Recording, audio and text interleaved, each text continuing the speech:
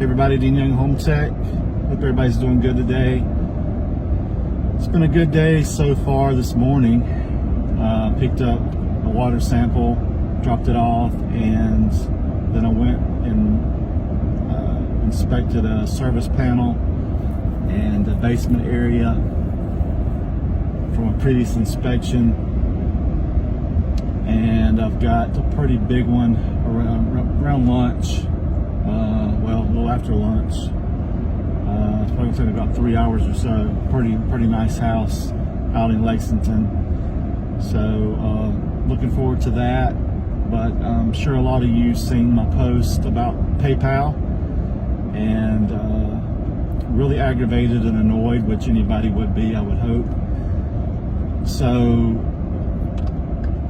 what happened was, I guess about a week or so ago, I received a notification from PayPal that a new card had been added to my account. So I looked at the email, I signed in, I was like, it was a prepaid card, and I'm like, I didn't do that. I didn't see no money on it, nothing was on there. And I tried to reach out to PayPal. It's almost like an act of Congress to get a hold of PayPal. I mean, seriously, long, crazy wait times. Messaging sucks. So I just didn't think much of it, and I let it go. And a couple days later, I found out that whoever put that card on there, they transferred money from my Wells Fargo account to my PayPal account to that prepaid card. And before you say anything, the reason that I have my business debit card from Wells Fargo on my PayPal account is because when I was doing contracting work, that was one of the ways that clients could pay was through PayPal, and I would just transfer the money from PayPal to my business bank account. So that card was there.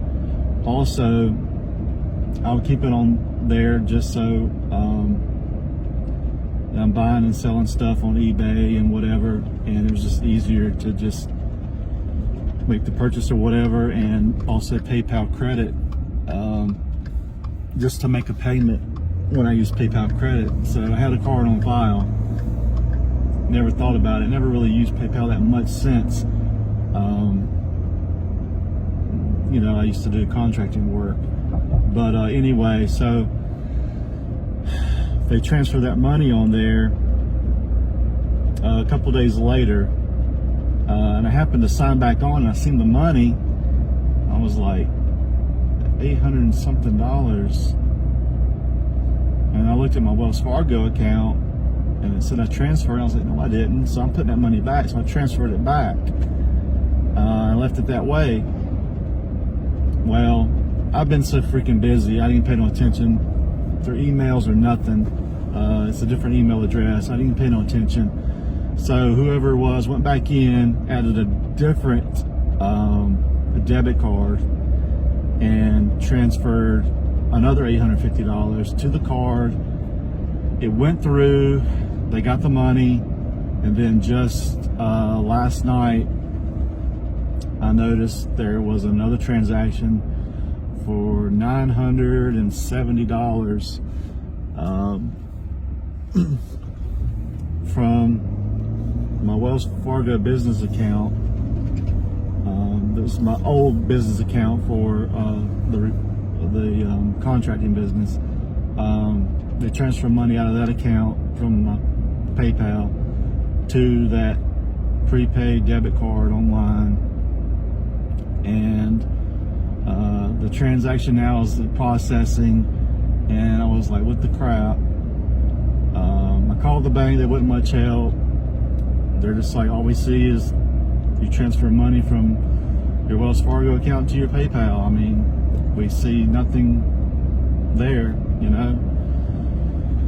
So I went online and was reading stuff about how to get in touch with PayPal, and I was in contact with somebody within like 10 minutes, and the lady went through everything and told me about everything that was going on, that it was a new scam people were doing, that I needed to do 2-step verification, blah, blah, blah, until everything gets put back in my account.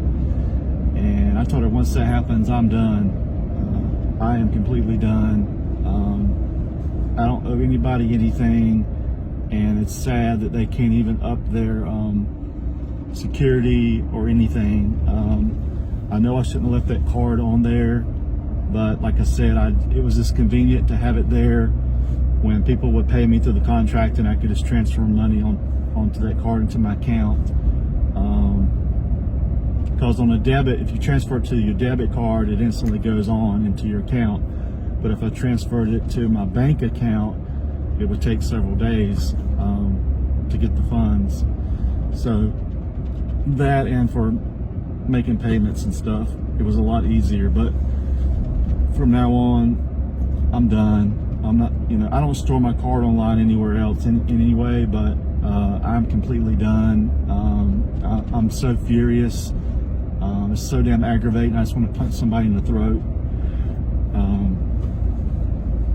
I mean, I know it's $1,700, but that's $1,700, and I could do something with it. I just left it dormant in that account because I don't ever really use that account anymore. I don't have no reason to. I just need to shut it down, or the business account, and also the PayPal account, and just be done with it. So yeah, it's really aggravating, and I know a lot of you've dealt with stuff like this as well. I know one other time I had somebody who hacked some way my and I don't know how people do this stuff. They got some big balls. I tell you, they got some huge balls. Somebody some way made an online transaction to Office Max for like $900 and some worth of stuff, using my Wells Fargo debit card. I don't know how they do it.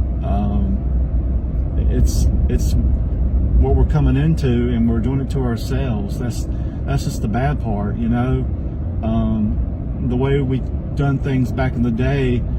You handwritten everything was a paper trail, and you had to keep files and stuff, and now everybody wants everything to be stored in the cloud or online, and it can easily be compromised. I mean, there's only so much you can do with technology to protect people, and there's people out there starving for money, for information, and they get it. They find ways to do it.